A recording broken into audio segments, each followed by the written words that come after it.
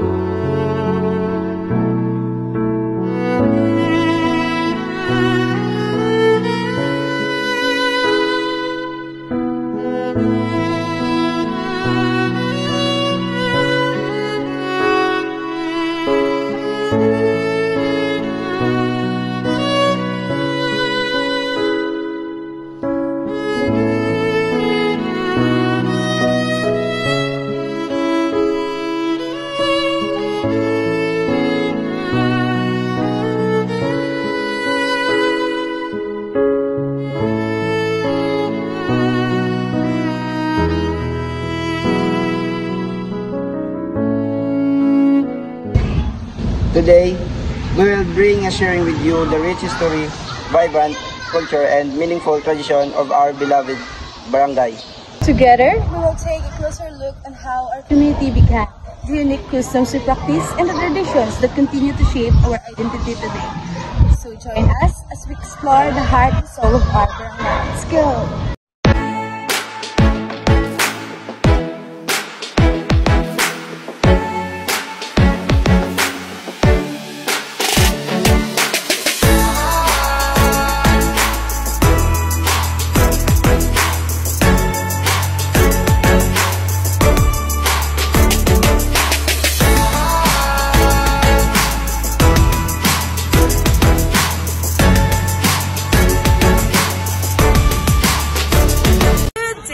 After seeing the picture that shows the beauty, daily life, and culture of our barangay, let us now learn more about its history and traditions. I am here today with Ma'am Helen Ganuso, a longtime resident of Barangay Baliwagan. I will ask a few simple questions to know more about our community's past and customs we still follow today. Ma'am, first question, what is the history of our barangay, Diniling Subod? I was born 1949, so not so familiar sa history yet. But the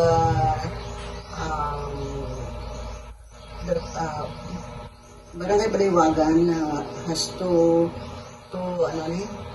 places. One is Old Baliwagan, located mga 2 kilometers from here. This is New Baliwagan. So Subong, di na specify yun ang old, kaya dapat makatapos dito, tricycle o tricycle, or motorbike, o motor, kason may bili sa amon bilang Baliwagan. Sunod, ano pa man?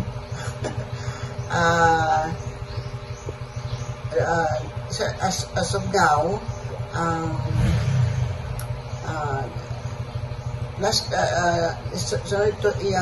this place, ang New Baliwagan, parts ng New Baliwagan is owned by the Lopez Zamora family, but it was bought by Mr. Kumangko. So this place is ang amon niya lot is under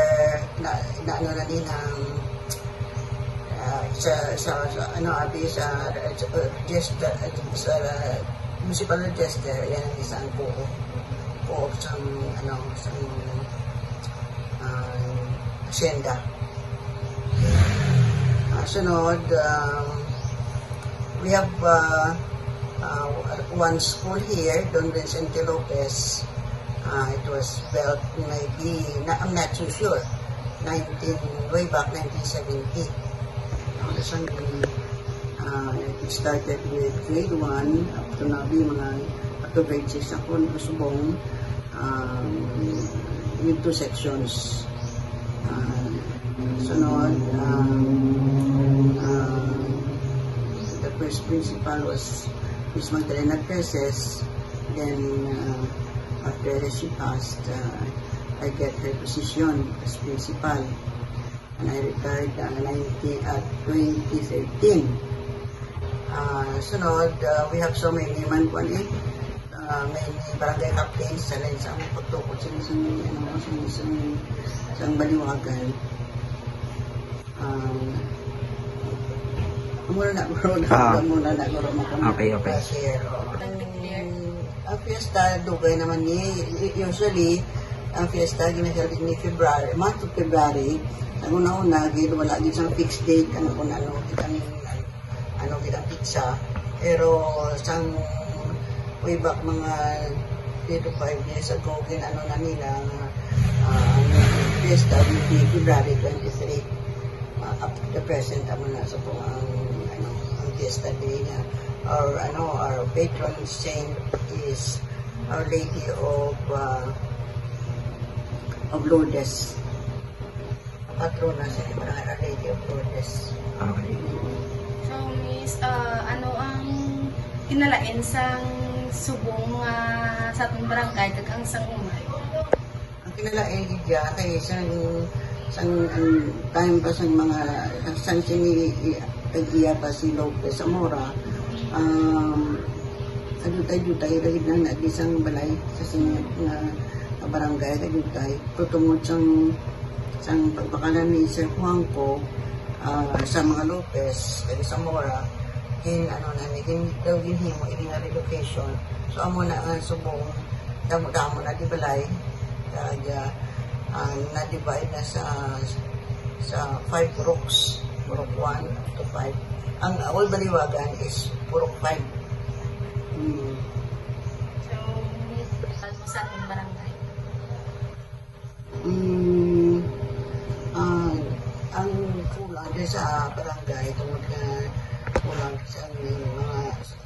kulang sa sa area, ini ang barangay wala sa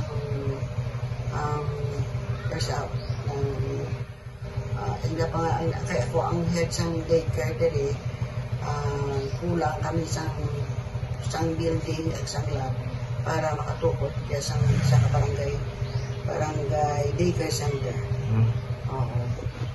At okay naman subong kaya at least damo naman sa mga improvements. Wala mo lang daw kulang naman din nga wala kami sa barangay daycare center. Thank you so much, Ma'am. Thank you.